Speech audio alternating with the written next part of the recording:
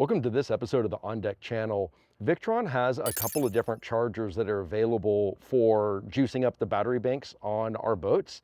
And I'm a little bit confused between the differences between them, especially concerning this thing called world charging and being able to be compatible with like any charging source that's out there for powering up that battery bank. So I got none other than Andre, co-owner of the Yacht Rigger, lead of the electrical team, to discuss with us some of the differences between the Victron chargers, as well as some footage and an example of a world charger being installed on a Leopard 48 by one of the electricians here at the Yacht Rigger, Scott. So let's cut over and see what these guys have to say in the short overview video. All right, I'm here to talk about the two most common chargers that we use. There's the Victron IP22 and the Victron IP43. Now, the IP22 goes in a 12-volt range. It goes up to 30 amps, and in the IP43, we can go up to 50 amps. They both come in two models, single output as well as a triple output. So if you had starter battery, generator battery, and a house bank, as long as they're all the same chemistry, you could use the triple output. For the most part, we use the single output because we're generally charging on lithium banks. The main difference between these two chargers, there are a couple of differences, but the main difference is that the IP43 is agnostic of the voltage and frequency that you charge with. In other words, you can plug it anywhere around the world, whether it's 120, 230, 220, single phase, split phase, it doesn't matter what you give it, and including the frequency, it'll be happy and it will charge it at its full potential. Whereas the IP22, you have to select if you want 120 volts or 240 volts or 230 volts. The other difference is that the IP43 has communications in the VE Direct, so you can see it on your servo. You can have minimal functions and monitoring on the servo with the IP43. The IP22 has Bluetooth connection, so you can do a smart network with your battery shunt, which is nice because let's say your chargers are installed further down the line and you want to measure the voltage at the battery bank. You can create a smart network, and the IP22s will read that voltage and charge more effectively that way. But again, so the primary reason we'll use the IP43 is to set up world charging systems. So if, say, a vessel has two 30 amp shore power cables, we'll dedicate one of those shore power cables only for the IP43s, and we've done up to 3 IP43s on a 30 amp cord. And then you have 150 amps of charging that you can plug in anywhere around the world.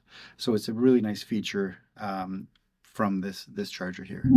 Hi, I'm Scott with the Yacht Rigger, and we're here today on a Leopard 48 installing some Victron smart chargers. One of the big benefits of having these chargers is to be able to plug into any voltage or frequency and still be able to charge your batteries, i.e. if you were in Europe and you were plugging into a 230 volt system, you could very easily use these chargers.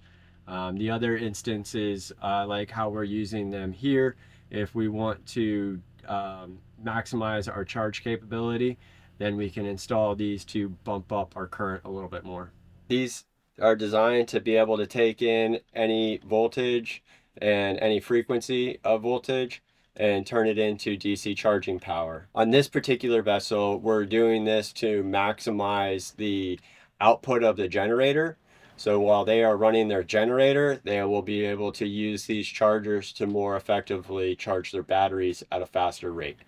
And today we'll be installing these units up in this cabinet over here. These are going to be all of the components that will be used to properly and safely install this system. And we'll start with the base of the system, which is going to be the Victron Phoenix Smart IP43 chargers, and they transfer the power into a DC charging source. We'll be installing some breakers to properly break the current if needed for serviceability. Also, if there is an overcurrent situation, these will protect it, and they go in their respective boxes. We'll have an AC set and a DC set, and then we use number 8 wire to feed the power from the charger to the battery bank, And then we'll be using number 10 wire to supply the AC power going into the chargers. Okay, so we're back and we finished the install. It went pretty well. Things looked very nice. Everything fit exactly how we had planned them to.